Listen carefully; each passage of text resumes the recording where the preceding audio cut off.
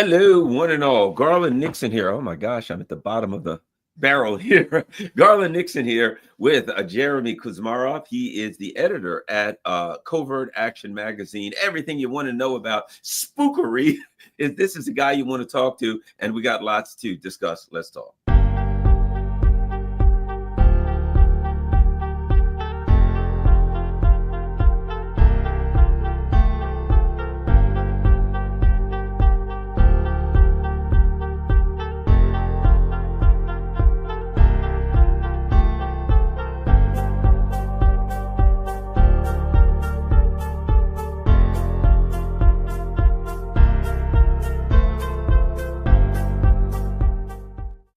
Hello, Garland Nixon here with the one and only Jerry Kuzmarov. And a lot of people are missing this episode and they don't get to see it, and they don't know this is one of the best episodes I do. This guy really knows his stuff. CovertActionMagazine.com.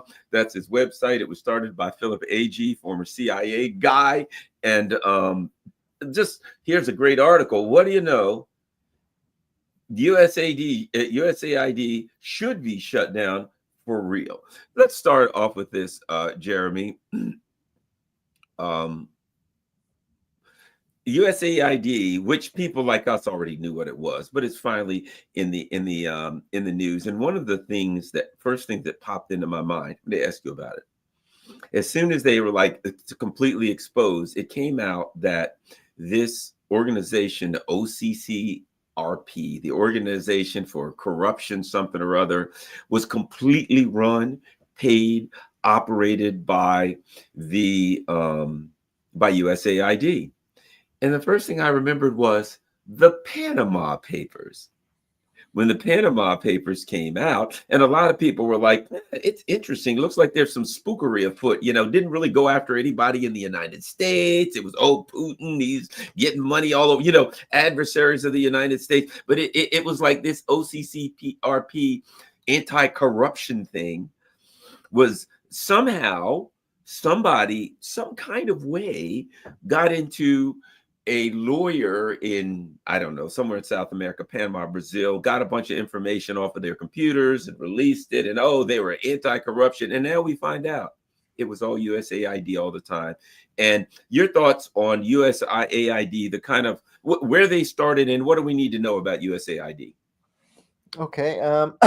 Well, and yeah, unfortunately, some of the rhetoric of the Trump, Elon Musk claimed that it was run by Marxists, which is ridiculous.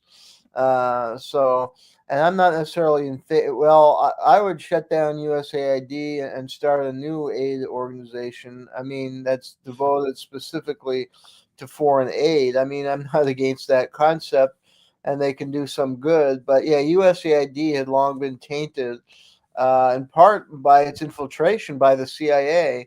And this was something that was well known in the activist community in the Vietnam War, for example, because USAID played a very vital role in U.S. counterinsurgency, pacification operations, and provided a front for CIA operations, like in the secret war in Laos.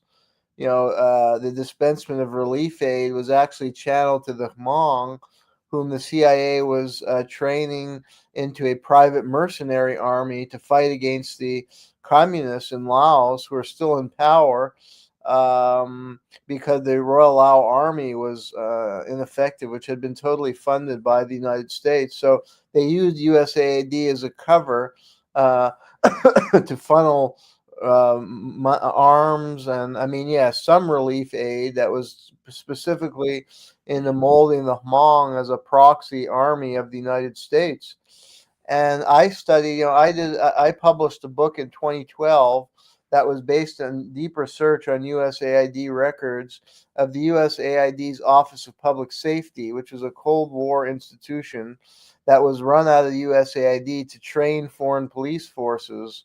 And really, it was also a cover for the CIA to train police in surveillance and to go after left-wing groups in countries all around the world. And they were, training the police in torture methods, and they were imparting all kinds of police surveillance technology that was leading to the creation of police states And this was exposed, and it was ultimately abolished. But it came to light, yeah, in those years that USAID was operating as a front for the CIA and serving larger strategic agenda of U.S. empire. And that's what led to a lot of these corrupt operations and the betrayal of what was supposed to simply be a foreign aid agency, which all countries have aid agencies and they can do a lot of good, but if they're serving as a cover for these politicized and intelligence operations and all kind of dirty, nefarious foreign intervention and regime change, like you say, funding foreign media groups to just, and this is something that the National Endowment for Democracy is one thing at Covert Action. We try and spotlight the activity of the National Endowment for Democracy where we can, because it's very difficult to expose this. Now, and National Endowment for Democracy, because it's not publicized, so you need whistleblowers to come forward with secret documents. But NED does, National Endowment for Democracy, like what you're describing with the media and these anti-corruption drives. That's something National Endowment for Democracy funds in a lot of countries that are targeted by the United States for regime change. And National Endowment for Democracy was an offshoot of the CIA that was set up to spread, promote propaganda and to support, dissident groups and, civil society in countries targeted by the U.S. for regime change. And they will fund media that just do exposés to paint those leaders the U.S. wants overthrown in a very negative light by showing them to be corrupt. And in some cases, yeah, they may be just yellow journalism or poor quality journalism where they're making accusations of corruption that aren't substantiated. In some cases, they may have some substantiation, but it's targeted toward particular leaders. It's not a universal attempt to expose corruption. It's only in certain area that might benefit U.S. interests to paint this regime in a bad light, like a Venezuela or Russia. And USAID works in concert with NED, and some of its group. It has like these splinter groups like the National Democratic Institute, the National Republican Institute, with channel funds to political parties that are similar to like the Democratic Party. And USAID will often help fund those political groups under the veneer of providing foreign aid. They're really funneling money to political groups that are aligned with the agenda of either the Democratic or Republican Party, and they work in concert with the National Endowment for Democracy. And this is, highly dubious use of U.S. taxpayer dollar, and it's not really humanitarian aid.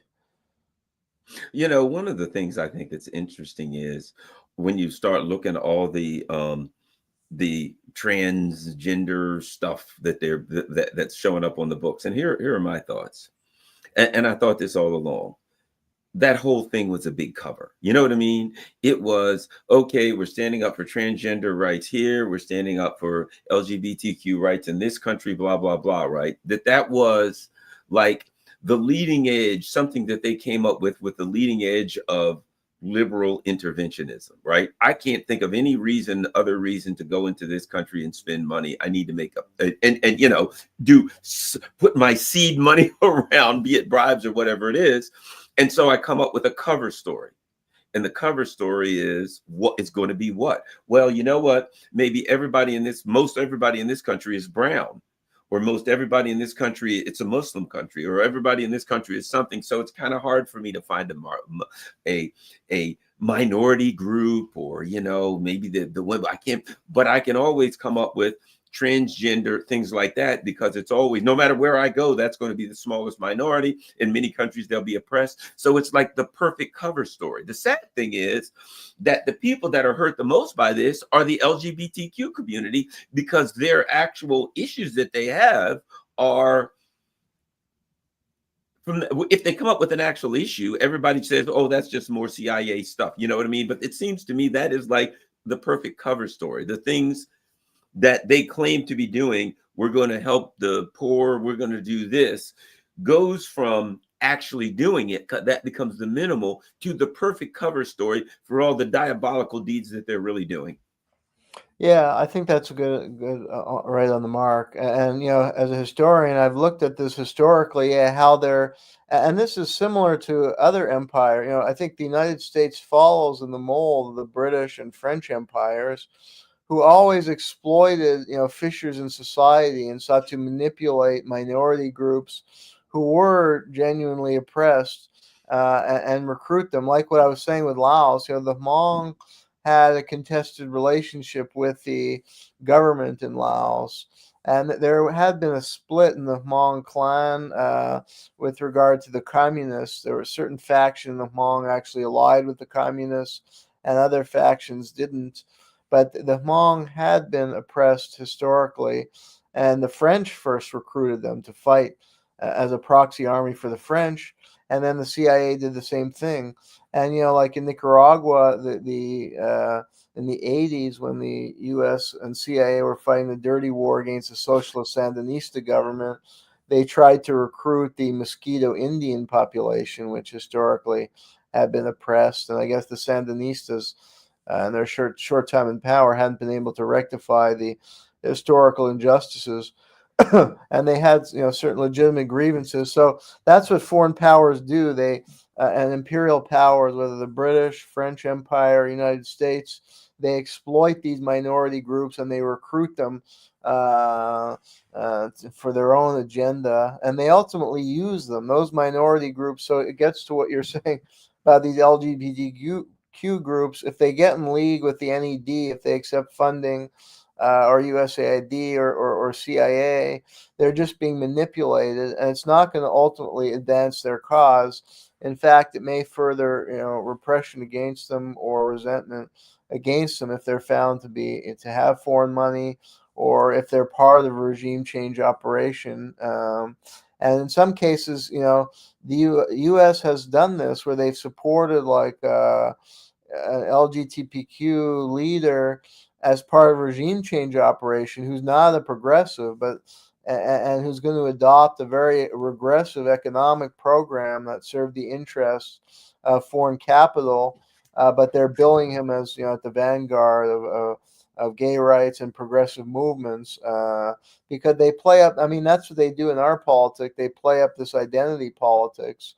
So they, and then they bill up the minority candidates, or maybe now gay candidates, but they're not actually progressive when it comes to economic issues and war and peace. They're actually kind of puppet masters of the plutocrats. So this seems to be a tactic, just for their image, to present themselves as progressive, but really they're playing the game of identity politics, and it's the same old agenda of empire and advancing the interests of multinational corporation and screwing over the poor and working class.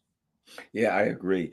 What are your thoughts on the revelations that are beginning to unfold about USAID investment into local media in the U.S.? And if you could give people who, a lot of people have heard about Operation Mockingbird, but if you could give us a bit of history on intelligence manipulation of U.S. media, and then after giving us that, then your thoughts on what's happening current. So people will have a context. A lot of people will say Operation Mockingbird. I hear that and I'm like, yeah, great. What do you know about it? Well, I just know some that, was it some feminist lady or the New York Post or Times or whatever. They don't have any details. So if you could give us a bit of background on Operation Mockingbird and then come forward to what we're seeing today. Sure, yeah. The Operation Mockingbird, I believe a lot of it was exposed in the church hearings. Mm-hmm. That was a landmark hearing, which we need again. A covert action. I've written several op-eds promoting the need for a new church committee hearing, which was a landmark hearing in the mid-'70s to expose the abuses of the CIA, led by Senator Frank Church, who is a Democrat from Idaho, I believe. And this brought out the CIA's role in all kinds of nefarious activity, whether it was infiltrating labor unions in foreign countries, assassinations, unethical mind control and drug testing. And then the Operation Mockingbird was a huge CIA program to plant journalists in many different media and to co-opt media. And Carl Bernstein also did an important investigation that was published in Rolling Stone in the late 70s. And he presented certain data about the number of journalists affiliated with the CIA who were writing in major media. And his work and others exposed the Washington Post had very, very deep ties with the CIA, and the owners of the Post. Catherine Graham was very close with the CIA.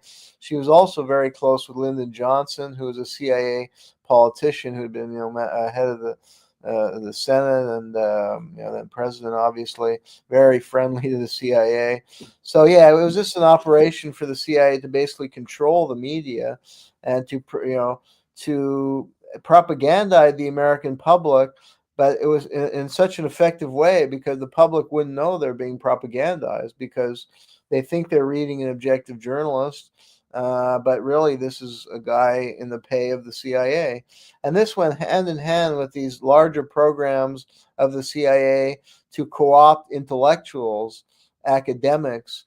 And the Congress of Cultural Freedom was a CIA-run organization that was exposed in a number of books, one by a British author. People can consult. Francis Stoner Saunders wrote a book called Who Paid the Piper, is I think the British title. And it's all about the Congress of Cultural Freedom and how it was run by the CIA. And they doled out all kinds of money to all the leading intellectual journals and academics of that era, who were all, CIA. And they, promoted an anti-communist message or, pro-U.S. message. And, and it's the kind of thing we see today. They focused on human rights abuses of American enemies, Russia, China, and this kind of legitimated American activity in the Cold War. Like today, we have all these exposés in our media about how bad the Assad government was in Syria, how bad Putin is, about the China and the Uyghur, about the Venezuela and alleged human rights abuses or the bad elections, even though the Carter Center said Venezuela had the best elections in the world. So, and they're not doing exposés of U.S. imperial, like the kind of stuff we were just discussing the first part of the show about how USAID is actually a front cover for intelligence operations and has been heavily politicized and is supporting regime change operation under the guise of humanitarian aid. I mean, a real investigative journalist who has the resources could go out and expose USAID operation in various countries and show the public where its taxpayer dollars is going, and that would really provoke a debate. And a lot of people would say, no, I don't want my taxpayer dollar going to that. I want it for healthcare here. I want it for my kids' school and good teachers, good teacher pay, not for skullduggery in Hong Kong or in Southern Africa. So, but they're not doing that because I think this Mockingbird continued. These journalists are still, some may be intimidated, or some it may be the way the major media are run and the corporations, and they can't write on these topics. But some of it that the Mockingbird continues under different guises, where the journalists are directly paid by the CIA, or the CIA is planting its own people. I guess they control the management of the newsrooms or the media empires. So the people who get promoted or put in the key reporting positions are the CIA favored people, and they'll continue with their stories on alleged Chinese oppression in Xinjiang without any context, or how bad Putin is, and nothing on what the U.S. is really doing around the world. Here's what's interesting.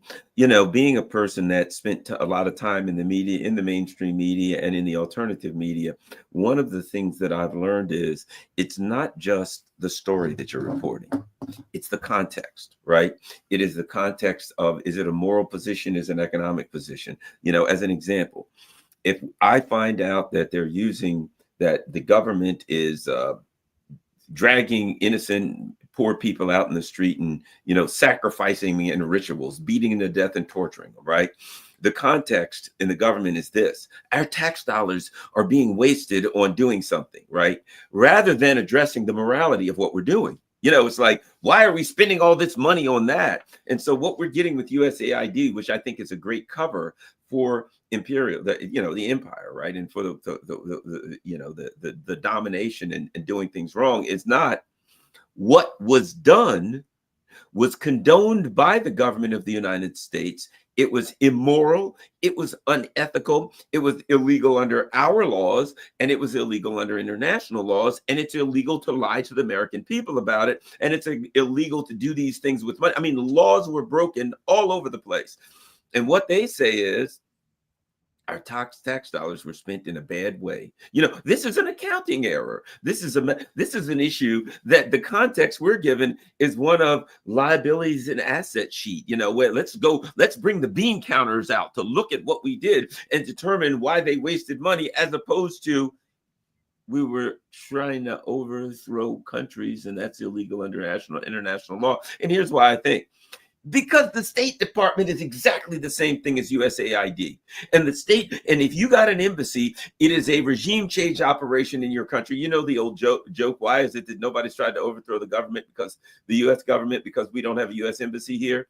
So the context I think they got to have is, we're spending money in a bad way because USAID, and they're like, we'll just move it under the State Department. Oh, really? Well, that's going to solve the State Department's not involved in regime change operations, so that's going to be anyway. Your thoughts? Well, and I would add to that is that, and I agree, yeah, they never frame the morality and hypocrisy. I mean, the media beats the drum every day about alleged Russian interference here, and there's this moral outrage about something that's never actually been proven. And yet every day the U.S. is doing that in Russia and in other countries. And nobody wants to call out that blatant hypocrisy of the media and the government officials who are, and I forget. Do you remember the what was it? The whole the Libyan controversy, when they were like, oh yes, when Christopher, what's his name, was killed? Remember the whole thing that they talked about Hillary about, and it was like, yes, it was over a video. Was it not over a video? And then we find out the CIA is running guns out of the embassy, like they do out of every embassy. That's the other part. Yeah. Like they don't even, the media doesn't report on the actual story of a CIA operation running out of an embassy, because every embassy is a CIA operation. Yeah, and they made like Christopher Stevens was some kind of Boy Scout, and he was just murdered by the evil terrorists when he was, carrying out this major criminal operation to supply jihadist criminals who had invaded Syria and destroyed the country, and were carrying out gruesome killings to arm them via Libya, which was also a criminal operation of regime change that resulted in the destruction. I mean, we're talking, the mafia runs criminal operations where they're, sending guns, and it's obviously causing certain mayhem, but these criminal operations are destroying entire nations and resulting in the deaths of thousands of people. And they're supplying guns to some of the most hardened terrorists in the world. And the guy has an image of a Boy Scout, and he's some Harvard graduate. It's amazing, but it was well captured in the film The Quiet American. It was one of my favorite movies.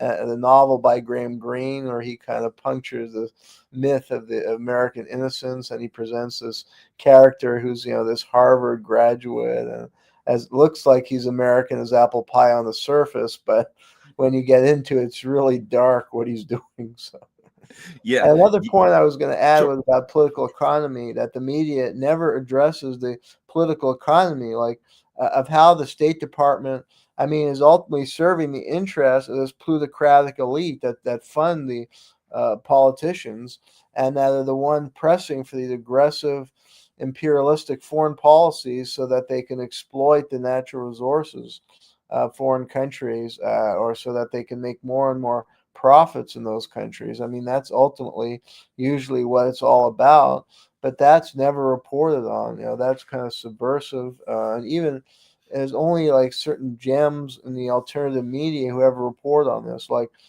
I just did an article about a guy named Keith Harmon Snow, who nobody knows about him. He sadly passed away, but he was a brilliant reporter in Africa. He worked for like Human Rights Watch and genocide groups, and realized how corrupt everything was, and that they were just spreading false narratives. And he wrote independently of the political economy of U.S. and British imperialism in Central Africa, and how these mining corporations were funding politicians who were supporting, like, the Rwandan government has invaded Congo, and they're just plundering the Congo. And he went into some of the company that were profiting off all this, and showed how they were funding politicians and connected with them, and tied with the intelligence operations to arm the Rwandans as they attack Congo.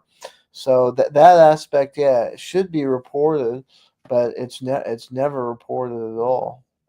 Your thoughts, something that came out, and I don't know what to think about it, but so apparently it's been reported. I saw the reporting that a new number of Hollywood figures who went to Ukraine received large amounts of money. We were told that one of them received 4 million, that Angelina Jolie or something got 20 million. And I don't know, I am not vouching for any of that stuff. This information's come out. Two things. I think one of the Ben Stiller, I believe, has come out and said, no, I didn't get that. The rest of them, there's been kind of radio silence, which makes me it's awful curious, but I don't know.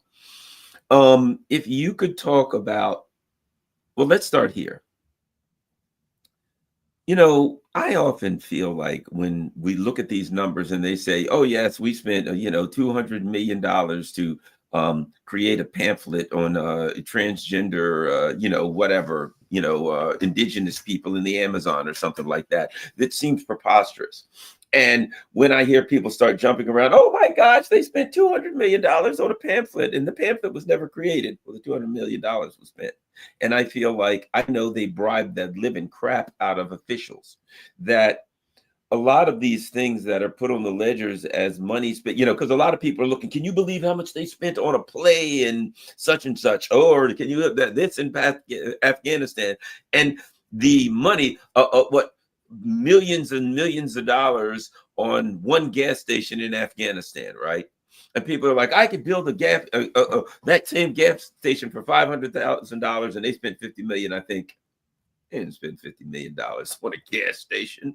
You know what I mean? Get out of here. That these are simply cover. What are we going to do? We got to bribe people. We got to bribe chiefs. We got to do this. We got to spend money on drugs. We got to move this. We got to do all these things. All right, just write down gas station. Good enough. Boom, boom, boom. What do you think about my evaluation of these things, that even as people bounce around looking at what was spent on what, that these people are crooks, liars, thieves, spooks, and criminals? You can't trust what they write down that they've spent the money on.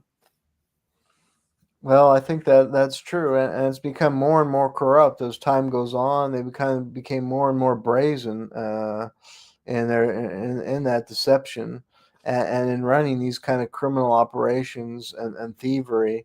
Yeah, as you say, in places like Afghanistan or Iraq. I mean, Iraq, there was just so much money that was stolen out of the country. And yeah, these auditing, a lot of it was fraudulent. And I think, yeah, there are these criminal mafia that have increasingly, taken over the U.S. government. So I would agree with that. And as far as the Hollywood, actually, Keith Harmon Snow has written about some of these figures. I'm going to look up what you're saying about Ukraine, that they took money, because he wrote about their role in Africa. Like, two figures he wrote about. One was Ben Affleck, who was pictured with Paul Kagame, the Rwandan dictator, who's just invaded Congo again. And there are books written about Kagame that compare him to the African Hitler. And he's killed more than any other leader. He, in fact, set up open-air crematorium to have a system to better dispose of the bodies. and he's hunted down opponents in many different foreign countries. He has death squads that operate not just in Rwanda, but in foreign countries to murder, including people who served in the Rwandan government who had a falling out with him, get murdered. And you have Ben Affleck, who actually was like close to his kids, and there's photos of him with Kagame, and Kagame came to Boston, and they hung out, and he was doing, I guess, some PR with him. And Affleck, actually, I did an article about the CIA in Hollywood, because CIA set up a Hollywood liaison agency, especially after the 70s. The CIA was getting a lot of bad press with the Church Committee hearing, and there were some critical movies that came out, like Costas Gavras's Z. So the CIA set up a Hollywood liaison office to try and bolster their image in Hollywood, and they enlisted actors, and one was Ben Affleck, and he's very close with Kagame, so maybe he also was in Ukraine. And then Keith wrote about this. He also wrote about Angelina Jolie, and that she was on these humanitarian aid missions that were often the cover for covert activity, and funneling of relief aid often is funneled into rebel groups that the CIA or U.S. government may be supporting. And then she was in these films that promoted a kind of romantic, heroic image of the CIA covert operations in Africa. So I think she has ties to the intelligence agencies. And I think Snow wrote that she was more and more connected with groups like the Council on Foreign Relations, which is an arm of the U.S. government that just promotes the U.S. foreign policy agenda, and is tied to the foreign policy elite, who uses Jolie as a spokesman, since she's a beautiful actress and talented actress. So they'll use these people. And we saw that in Ukraine, Sean Penn was very active in supporting the Ukrainian cause, and he had a reputation as more of a rebel and kind of leftist. In the past, I think he had made some films, if I'm not mistaken, with Oliver Stone, or criticized at least some U.S. foreign policies in Latin America. But now he turned into this spokesman for U.S. CIA operations in Ukraine. So, and he would be the perfect person, because he has an image as a kind of rebel, and they want to draw people who might be, in the past, the rebels would be against U.S. policy and start organizing into an anti-war movement, which is exactly what they don't want. So using Sean Penn, it makes it seem cool to support the Ukrainian cause and rebellious against the evil Putin. So that's the perfect image. So I'm sure he was paid, or he reaps some benefits. Some may be career calculation, but some of it may be direct pay. It wouldn't be surprising, if it's true what you're saying, that some of these actors and actresses actually got a lot of money out of this. I when I saw that the U.S. was funding 90% of the independent media, which is, I find, a bit of a contradiction when a foreign government is funding the independent media, and a foreign government that's providing arms, that has dragged the country into a war and overthrew the government, and they're funding the independent media in Ukraine. But I thought back, I remember watching this former CIA guy. It was on a YouTube show. Oh, it was an old grainy film, but what he was talking about was how the CIA does that. And he was talking about in Africa, whatever the country was, and basically they own the media, pretty much all the media in the country. And what they would do would be they would write the articles, and they would basically send them to these so-called media outlets, and the media outlets would just print the articles verbatim, put somebody's name on them. So this is an old game. What they're doing, what they've been doing in Ukraine is, let me put it differently. It's the standard game, isn't it? I mean, that's kind of the standard thing, regime change move, isn't it? Yeah, actually, I'm starting to read this book. It's really good. It's called Cold War Deception, the Asia Foundation and the CIA, by David Price, who's a anthropologist who teaches at St. Martin's College, and he's a great guy. You might invite him on your show. He has done previous exposés of the CIA and how they funded anthropologists. He did a book on the FBI, a critical analysis of FBI, different kinds of like subversion and things like funding intellectuals he's looked at in the past. So anyway, this book showed the Asia Foundation was a key kind of propaganda front, like along the line you're describing during the Cold War. They would finance intellectuals in the United States to promote the U.S. agenda, imperialistic agenda in Southeast Asia, and to demonize communist governments.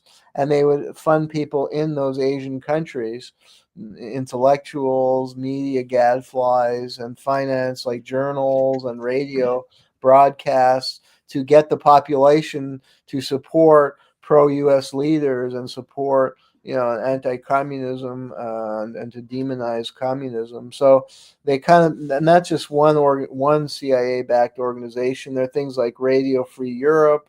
The Congress of Cultural Freedom, I believe, was sponsoring not only an intellectual journal like in Europe and the United States, and Europe was a key focus to get Europe on board with the Cold War and capitalism over communism or leftist ideologies. And then I think splinter groups were financing journals and intellectuals in Asia and other Cold War battlegrounds, Latin America. And this is the NED kind of picked up a lot of this, like, because I think the CIA, they would fund like anti-communist, a journal to promote dissent against the communist rule in China or in Taiwan or Tibet. They would promote the Tibetan cause and sponsor certain Tibetan intellectuals who are anti-China, anti-CCP and loyal to the Dalai Lama. And that's the kind of thing that NED does now. They fund journals, media that spark opposition against the Chinese Communist Party, which is the U.S. has long dreamed of. I mean, they want to go back to the pre-revolutionary days where you had the Kuomintang, was basically a proxy of the United States and had an open economy, open for U.S. business investment and exploitation. And the CCP, reclaimed China's sovereignty. So they've been a target for the last 70 years. And then, of course, other Asian countries with a new Cold War battleground. So, yeah, I think, and we're going to see more of this where I guess Trump maybe is starting to block funding for these agencies, which can be a good thing. I mean, I don't like the way he's doing it or his own agenda, but on the other hand, these agencies are really pernicious, and this is bringing to the surface what a lot of these agencies like USAID are really doing and how corrupt they are. So that is good. Here's a perfect example. I see this all the time on like Facebook, right? Xinjiang, China before communism. As soon as I see that, every time I see that, I know that's U.S. government money. I know that if you look at it, you're never going to really get to know about our streaming platform, assessment center. I know good and well that it's luxury goods and keepsakes. It's so well financed. All this stuff about it. Challenge, meet the artist, frequently asked questions. What you're not going to see there is who funds it. Doesn't that look, that just smells. Has the stench of U.S. propaganda all over it.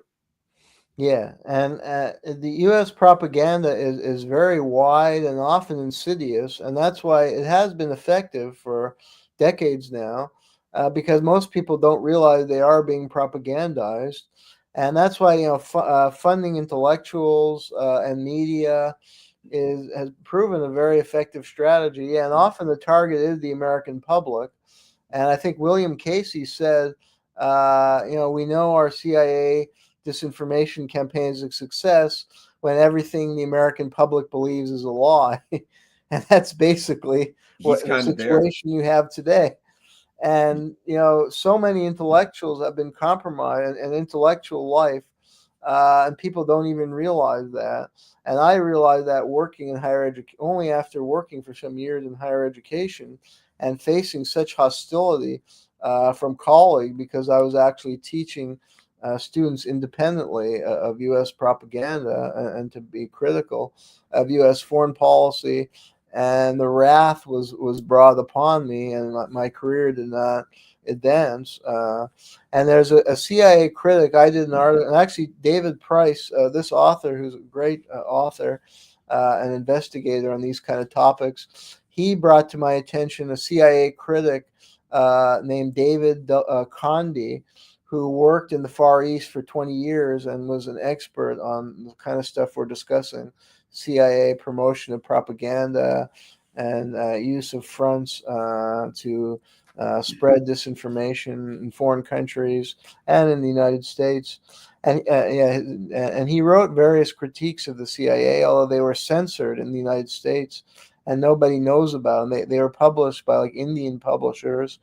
And but I did an article. You could viewers could look it up online. My article on David Condi, and he referred to intellectual incest and rape was what he said. That's what the CIA did. It just destroyed intellectual life in the United States, I think, up to the present. And the concept of freedom of speech and free intellectual inquiry was just destroyed because all the intellectuals were co-opted and corrupted, and then truly independent intellectuals were, because these people controlled the university, they controlled the intellectual journal, they basically carried out Stalinist purges of independent intellectuals. And I think we've seen that today. Well, I think that, uh, I mean, as I would say this, both parties are very highly, the two major parties are extremely highly propagandized, right? But I can speak for the party that I was a member of up until 2016, the Democratic Party. And as of lately, I've not lately, for a while, I felt that the Russiagate operation, people call it a hoax. It wasn't a hoax, a scam. It wasn't a scam. It was an intelligence operation. It was a very specific, well thought out, well executed operation. But I felt as though it left the the Democratic Party couldn't recover from Russiagate because they were trained to believe things that were preposterous. They were trained to believe things with no um, foundation. They were trained not to question and to just accept what they were told by people who they were given as credible actors and good faith actors.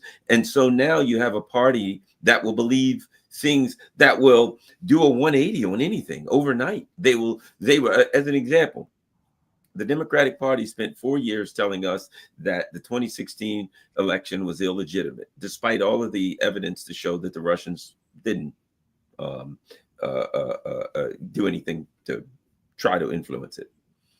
And in 2020, immediately they woke up and said, Donald Trump's an election denier. After spending 4 years as being election deniers, they suddenly said the Republicans are election deniers of an evil deed for which they must be prosecuted. Now, if you look online, all you get from the Democrat, and leading up to the 2024 election, they said, we've got to stop Donald Trump because he's not going to accept the outcome of the election because he's an election denier and he's going to say it's stolen. Donald Trump won, blew him out, won every single, and whether it's a whole different story, whether you believe it or not. But here's the bottom line. Immediately, the rank and file of the party said Donald Trump stole it. So they can go from being election deniers to accusing the other party of being election deniers, to then saying, if you lose, you'll be an election denier. And when they lose, they automatically turn into election deniers. And you can't even get them to understand the mental gymnastics and contradictions. And I think Russiagate had a big part to do with it because their minds have been deranged by this level of propaganda. Your thoughts? Yeah, I think that's a great assessment. I mean, Russiagate, yeah, it was, I agree with you, it was an intelligence operation, and it reflected thorough corruption of that party, their embrace of Russophobia, their embrace of the intelligence agencies, Um, and yeah, there's this kind of nastiness. I mean, we saw it at these hearing with Tulsi Gabbard and Robert Kennedy. These supposedly exalted figures in the party just came across as these nasty people, and they were just, I mean, they weren't trying to engage in any debate. They were just making these accusations against Kennedy, like they were accusing him of a measles outbreak in Samoa. Somehow he's responsible for certain deaths in Samoa. It's ridiculous. So like they've just gone way off the deep end, and there is more like a cult now. And you can say this of the Republican Party too, in its own way, because I think there is a cult around Donald Trump. And Trump even said that I could walk on the street and kill somebody and they would still flock to me. But you have a similar cult in the Democratic Party because they don't challenge these orthodoxies of the party, whether it's Russiagate, whether the stolen election, whether the COVID. They just rally around Anthony Fauci as a hero.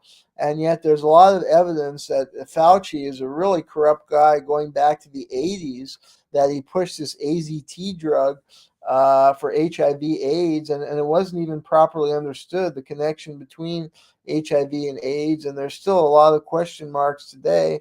But he pushed this AZT drug, which itself may have killed thousands of people, and he was, in league with these companies that are making huge amounts of money off these drugs.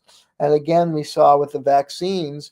But these Democrats just, Fauci's, anybody who questions him is, they don't trust science, and they're Trump supporters. That seems to be like the company line. And so they're just embracing a corrupt guy like Fauci. They're just blindingly accepting the whole COVID narrative that ultimately led to these draconian and horrific policies, including policy that were horrible. I mean, Democrats are supposed to be for working class, but the lockdown, affected working class people, and children were kept out of school for a year. And if they're in a working class family, their parents weren't there to help them with their schooling, and it set back a generation of youth. It was horrible for society, and children weren't even vulnerable to COVID. So it's just one example. They're embracing horrific policy, and you try and raise a debate with them, and they start using smears, or you question the vaccine, which you get, I mean, it's common sense that if you get 5 vaccines and you're still getting COVID, something went wrong. But you question that, you're against science, and and it's the same with the Russiagate. They just kind of blindly embrace this new Cold War, and Ukraine is this great cause for them. And anybody, because this example is, in Tulsa, where I live, I went to a fair, and they had a different candidate, in June, during the election cycle. And there was an independent guy, and I got along really well with him. But then I went to the Democratic table, and I just was asking. I started to talk about him. He was telling me his position. He's making his pitch, and then he says something about Ukraine, and now this is a great cause. And I'm like, well, why should we invest? Ukraine. It's come out that their government banned 12 parties, and I was just giving. I mean, I know a lot about that topic, so I was just giving a few facts to question why should we give our taxpayer to Ukraine. And he starts attacking me as a Putin agent, and he threatened to call the police on me. This is a Democratic candidate at a fair who's trying to win over voters, and I just question his commitment to that the Democratic Party should be supporting Ukraine. He starts attacking me as a Putin supporter, and threatened to call the police, and I had to leave, or else he was going to call the police on me because I questioned his view on Ukraine. And that seems to embody exactly what you're saying. They become a party of totalitarians in support of a horrible war in Ukraine. So I can go on and on. But Well, here's the thing that I see. The tie to Russiagate is I remember reading something that said, and not to say, this word conspiracy theorist needs to be thrown out because it means nothing. But Yeah. anyway, it said the thing that most shows that you'll believe a conspiracy theory is that you've believed one in the past, right? Whatever that means. But here's my point, because they called me conspiracy theorist for Ukraine and any COVID, all of these things, right? But here's the thing. Oh, and I'll add this. I always say this. If anybody asks me what's the difference between a conspiracy theory and the truth, I say about 6 months, because that's what we usually find. That's how long it Exactly. usually takes to find out that Yeah. the theory is maybe not true or false, but it's credible. But my point is, to me, when I watched what happened during Russiagate, what they moved the party away from is critical thinking and Yeah. epistemology. How do you know what you know? So it then became a war on epistemology. That's what it was. Because that's what you experienced.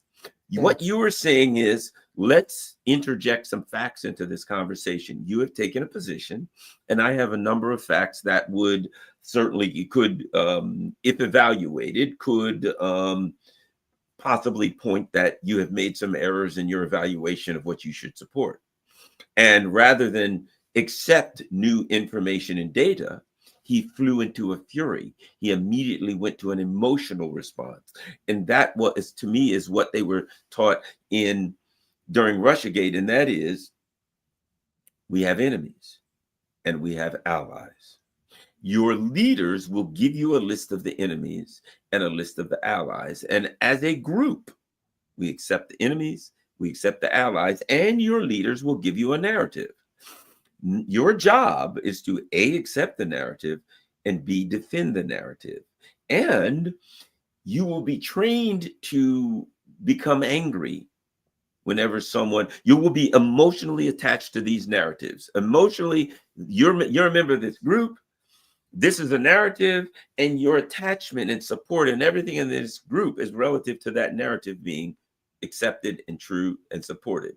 If someone comes in and they says, I would like to talk about that narrative, to maybe poke a hole in that narrative, discuss the narrative, you are then emotionally, your emotions arise, because since you're emotionally attached to this narrative, if someone attacks the narrative, they're attacking you. If someone destroys the narrative, they're destroying you. So you're and that's, to me, was the training. And once you train a person that once, all you got to do is give them narratives. All you got to do is give them a hero, Fauci, whoever it is, Garland, Jeremy. Once you give them that hero, and everybody in the group says, okay, we have a consensus, that's our hero. Anybody who says anything negative to that hero, about your hero or your narrative, is attacking the entire group. And once you create that dynamic, now all you got to do is feed them heroes, feed them narratives, feed them things. They're already trained like guard dogs to protect, and defend the things that you fed them.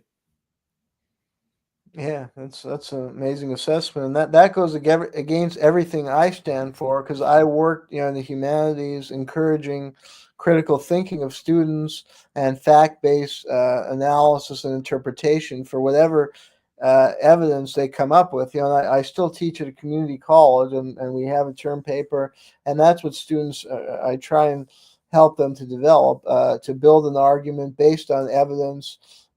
So this is just going everything against I've tried to develop in students my whole career.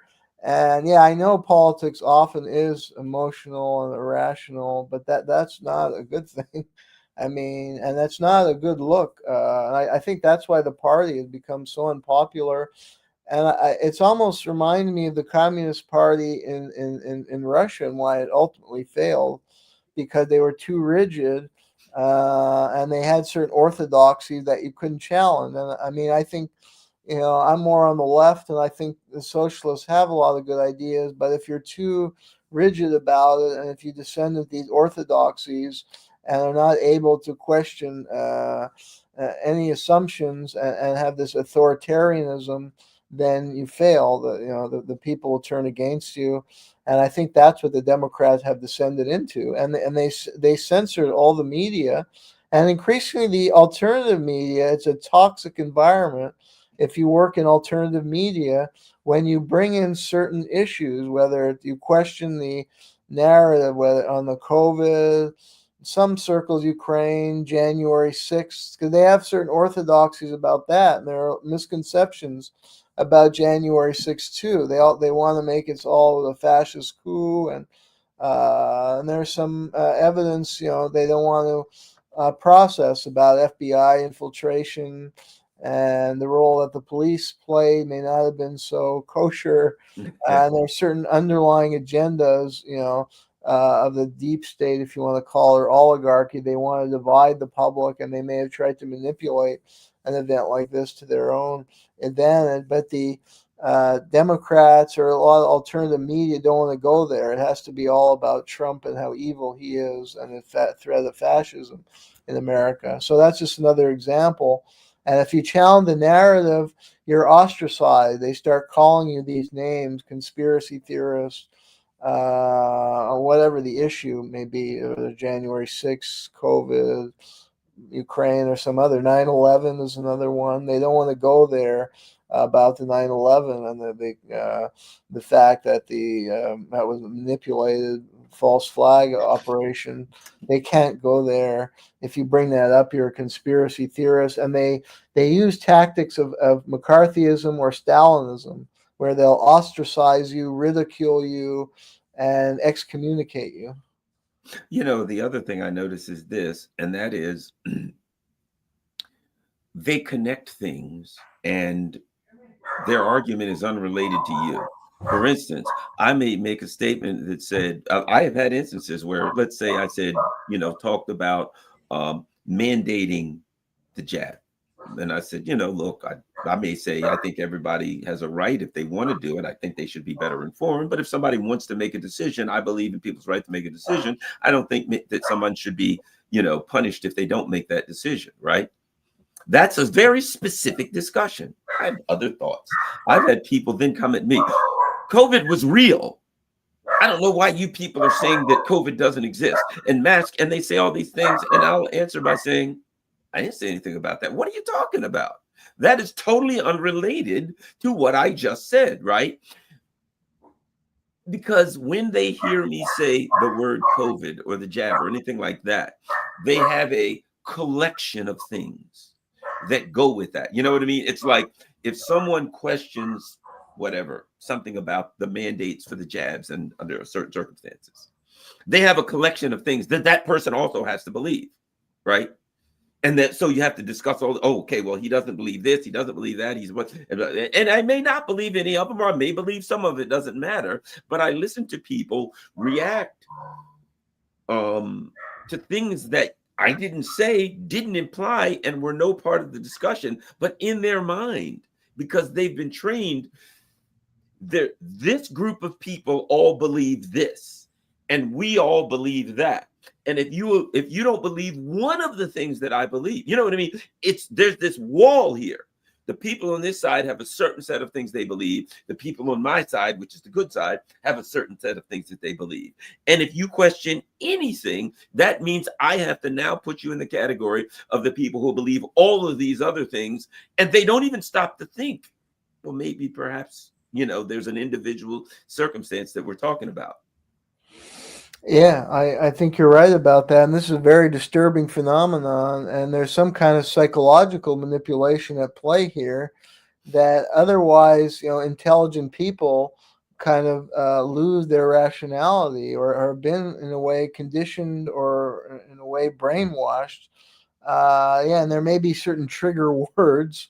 And one like the anti-vax, they are obsessed with this notion that Robert Kennedy is an anti-vaxxer when he kept saying over and over again that he was not against vaccines, only one that had been improperly tested. But they continuously repeat that and smear anybody who adopts his position with that term. And it is reminiscent of phenomena, I guess, like the McCarthy era, the obsession with communism, and that anybody who would have a kind of left of center view, they would pigeonhole him as a communist. and now they pigeonhole him as a conspiracy theorist. And you can go back to the Salem witch trials. So, I mean, there are certain power dynamics, I think, at play, and also some psychological manipulation. And in a way, it gets back to our conversation about the CIA, because I think the CIA is very effective. They employ top psychologists, and they know how to manipulate public opinion. And I think they focus on these trigger words and playing on certain emotions and creating heroes and villains. So I think as much as they propagandize foreign countries, they're doing it here. And what we're describing is something that has been a design of certain elites to kind of program the masses. And I think one of the agendas may be just to divide and conquer. They want us to hate each other. They want to divide us along party lines. They don't want us coming together against the ruling oligarchy. So they play these games, and they use the media to manipulate public opinion and get people to think, condition them in the ways you are describing and I'm trying to describe, which is very disturbing human behavior on various levels. And that's why part of my mission as an educator was to try and get students to think independently, to do their own research and not follow this kind of herd mentality, and to think independently as you do. And unfortunately, that doesn't always serve you well in society. You could lose jobs because of that or become ostracized. But at the end of the day, I think you have your integrity and will be the winner. And these people who are doing these kind of authoritarian things are the losers, because they have that they participate in this horrible exercise on the wrong side of history, on the side of oppression and authoritarianism. I think one of the things that the intelligence operations do is to try to eliminate grays, to try to eliminate, everything is either black or white, good or bad. There's no grays. There's no, for instance, okay, Elon Musk is going into USAID and tearing it apart, right? In that context, I can say USAID is a problem, and I'm glad to see it torn apart. I can then say Elon Musk is the richest man in the world. I don't trust Elon Musk. But that doesn't mean that he can't do anything that I would approve of. That means he can do something that I can approve of. And then I can look in a closer context and say, but at the same time, he's saying, look at these Marxists. Well, okay, that's the anti-communist thing. So, Marxism has nothing to do with USAID, but they're cultural Marxists, transgender. That has nothing to do with it. But again, while he can maybe take apart USAID in some areas, then he can throw in some propaganda that benefits the wealthy or whoever and try to pretend that that's some kind of Marxist, which is absurd. And at the same time, then they can say, well, we're going to move this over the State Department. And I quickly recognize, well, out of the frying pan and into the fire, the State Department is a regime change operation. You know what I mean? So you can look at something that's happening and you can say, there's a lot of elements here that has to be evaluated. It's not a wonderful thing that he's doing. It's not a terrible thing that he's doing. He's not a good guy. He's not a bad guy. This is complicated. It's nuanced. And I think one of the things these intelligence operations attempt to do is to remove our ability to nuance these types of things. I would agree with that. Yeah. Yeah. They try and just play on people's emotions, whip up hysteria, whip up divisions, whip up hatred. And it serves the ultimate, their own agenda of divide and conquer, pitting the people against each other, arguing sometimes over trivial things, while they laugh all the way to the bank. And then, yeah, as an educator, I mean, that is what we are trained, because I have a PhD in history, and we are trained to look at the complexity of historical events and look at different sides. And ultimately, I mean, there are injustice and there are a lot of wrongs, but certain events, there are, different sides and a lot of nuance as well that historians ideally attempt to trace out. So, I mean, that is the purpose of a humanity or liberal arts education, to get students to think in the way you're describing. And that's totally antithetical to the dominant to what the intelligence agency. So that's why it's such an uphill battle. That's why I think they target higher education and purge faculty who try and actually encourage critical thinking and thinking along the line you're suggesting, because that's antithetical to their agenda of dumbing it down and whipping people up into emotional hysteria.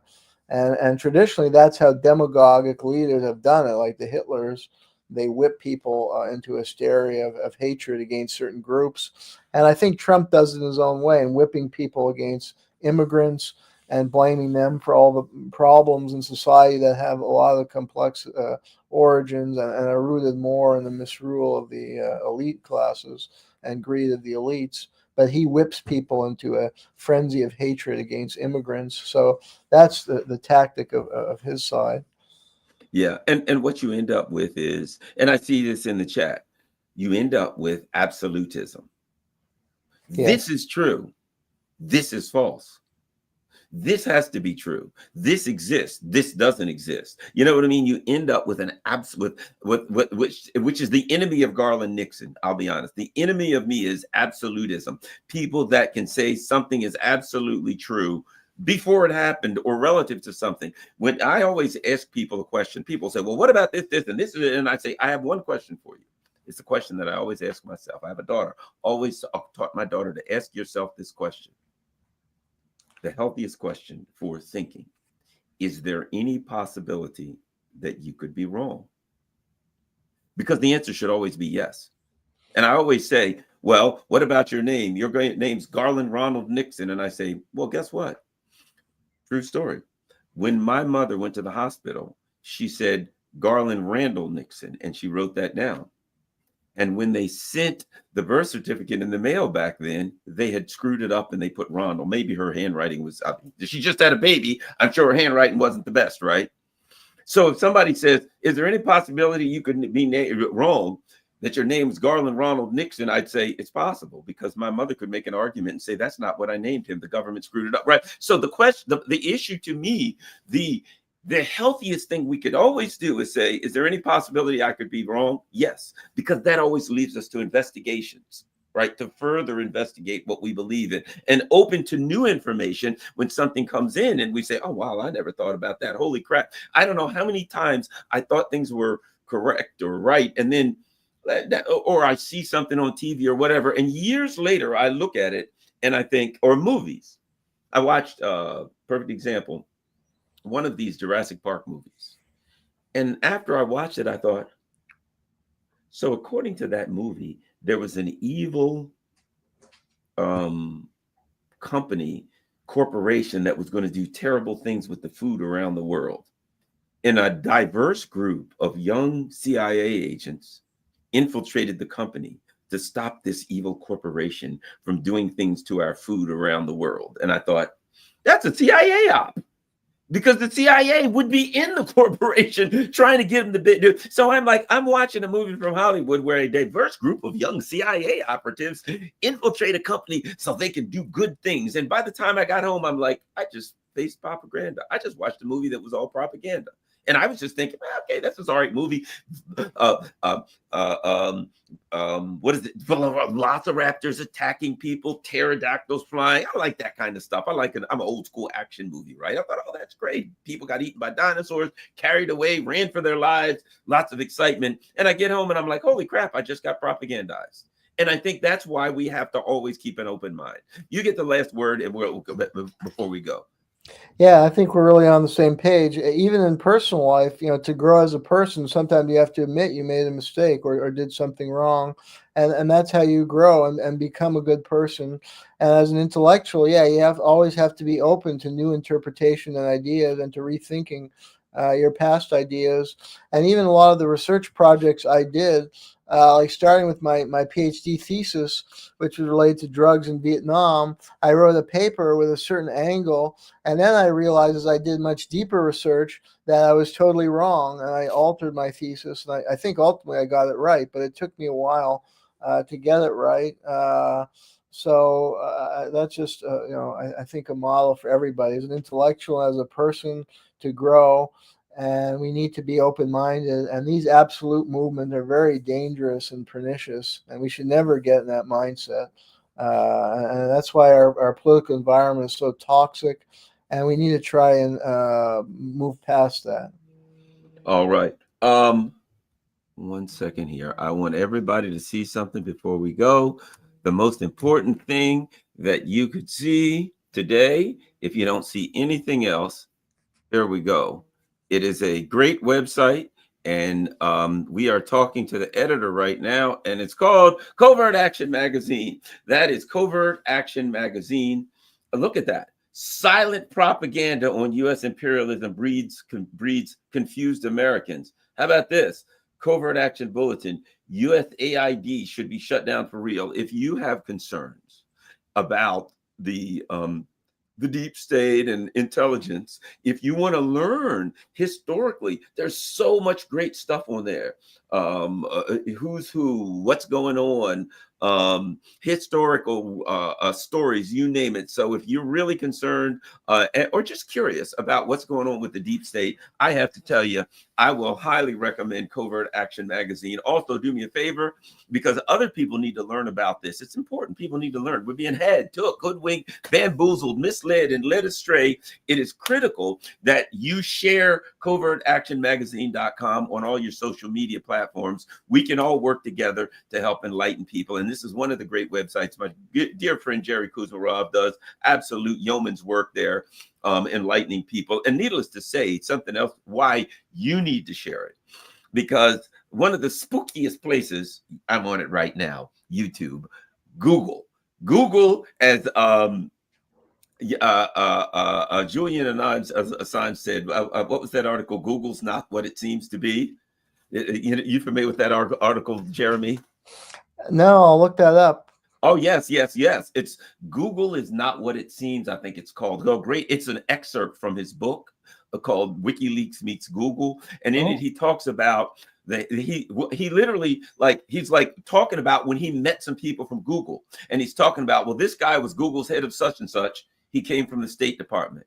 This guy was Google's head of so-and-so. He went to the State Department. And it's like a revolving door between the leadership of Google, and when I say the State Department, I mean the CIA, because it's the same thing. And so, we're here, and trust me, Google will do everything they can to make sure that traffic doesn't go to covertactionmagazine.com. And least of all, this poor little podcast, which is so shadow banned. Literally a week ago, I did, let me tell you this number before you go. So I do my analytics, right, to see how many views I'm getting and how many subscribers I'm getting, right? And at one point, I looked over the course. At one point, it was one subscriber for every 318 views, right? And I'm like, that seems awful low, right? But okay. A week or so ago, I looked, and I mean, like, my subscribers were down. I literally, at one point, had one subscriber for every 7,000 views. At another point, recently, I lost a subscriber. I got -1 subscriber for every 40,000 views. So how do you go from one subscriber for every 318 views to -1 subscriber for every 40,000 views? So needless to say that I'm shadow banned would be, like referring to a tidal wave as moisture. Okay. But at any rate, so that Covert Action, here's my whole point with that analogy. Good and damn well that Covert Action Magazine is shadow banned to hell by Google. So that's why all 504 of my dear and fluffy friends, are going to have to share it on your all your social media platforms, because there's good stuff that people need to learn. Thanks a lot, Jeremy. Look forward to getting together with you next week for another show. Great. And let me know whenever you're in the DC area, man, and we can hang out. Okay. Terrific. All right. Sounds good. All right. Thanks a lot, everybody. We're out. If I can.